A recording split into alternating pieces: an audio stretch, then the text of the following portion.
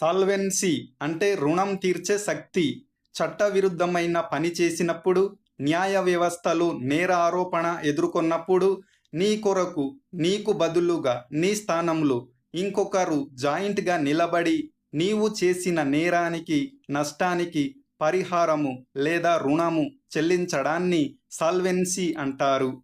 ఇలాగే నీవు పవిత్రంగా ఉండాలని దేవుని చిత్తము. దీనికి విరుద్ధంగా అపవిత్ర కార్యాలు చేస్తే మూల్యం చెల్లించవలసి ఉంటుంది. ఉదాహరణకు, నీవు ధరించిన శుభ్రమైన బట్టలకు మురికి పట్టినప్పుడు ఆ మురికిని పోగొట్టడానికి కొంత నీరు, సరుపు, ఉతకడానికి కొంత శక్తి ఖర్చు అవుతుంది.